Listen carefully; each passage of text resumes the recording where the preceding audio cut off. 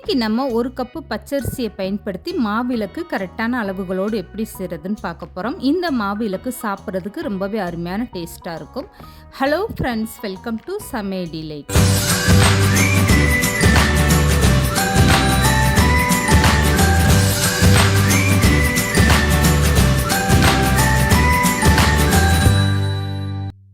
இப்போ இந்த மாவிளக்கு செய்கிறதுக்காக ஒரு கப் அளவுக்கு பச்சரிசி எடுத்து இதை நல்லா கழுவிட்டு ஊற வச்சுக்கோங்க.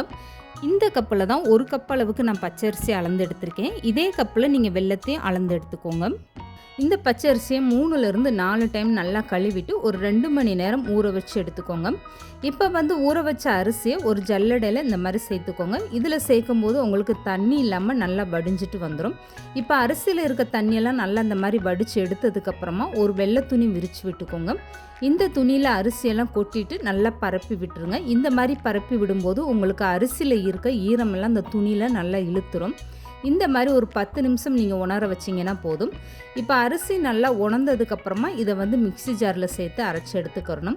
இப்போ இந்த அரிசியை நான் 10 நிமிஷமாக நல்லா உணர வச்சு எடுத்துகிட்டேன். துணியில் நல்லா இந்த ஈரத்தெல்லாம் இழுத்துருச்சு. அரிசி நீங்கள் கையில் எடுத்து பார்க்கும்போது உங்களுக்கு இந்த மாதிரி ஒரு பக்குவத்தில் இருக்கணும். கையில் உங்களுக்கு அரிசி அவ்வளோவா ஒட்டலை பாருங்கள். இப்போ இந்த அரிசி கரெக்டான பக்குவத்தில் இருக்குது. இந்த அரிசி நீங்கள் கொஞ்சம் கொஞ்சமாக மிக்ஸி ஜாரில் சேர்த்துட்டு தண்ணி எதுவுமே சேர்க்காமல் நல்லா மாவாட்டம் அரைச்சி எடுத்துக்கோங்க. அப்பப்போ மிக்ஸி ஆஃப் பண்ணி போட்டு அரைச்சி எடுத்துக்கோங்க.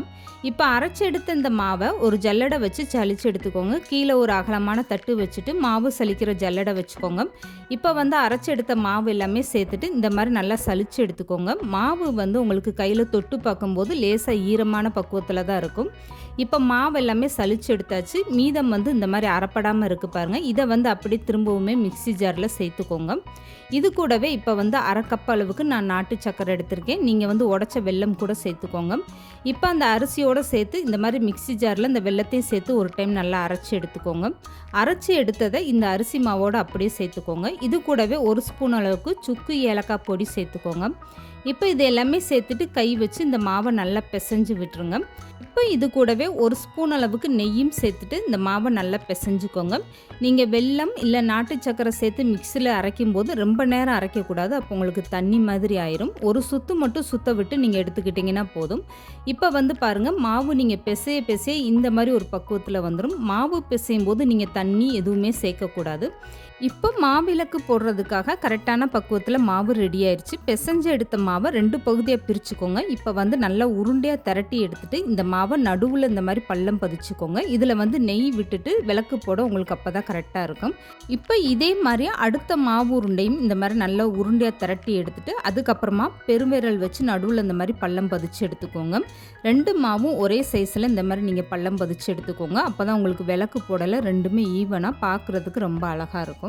இப்போ மாவிளக்கு ரொம்பவே சூப்பராக தயார் பண்ணியாச்சு பாருங்கள். இந்த மாவிளக்கு நீங்கள் போடும்போது ஒரு வாழை இலை விரிச்சிட்டு அதில் இந்த மாதிரி மாவிளக்கு வச்சுக்கோங்க.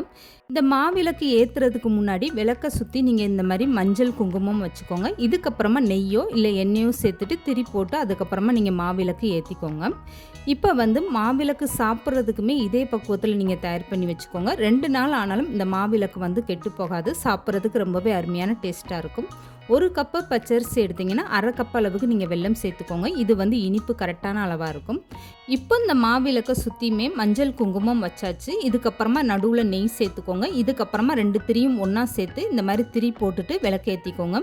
மாவிளக்கு போடும்போது நீங்கள் இனிப்போட அளவு மட்டும் கரெக்டாக சேர்த்துக்கோங்க. அதிகமான வெல்லம் சேர்த்துட்டிங்கன்னா உங்களுக்கு மாவிளக்கு இந்த அளவுக்கு கெட்டியாக வராது, அப்படியே தண்ணியாக உருகி போயிடும்.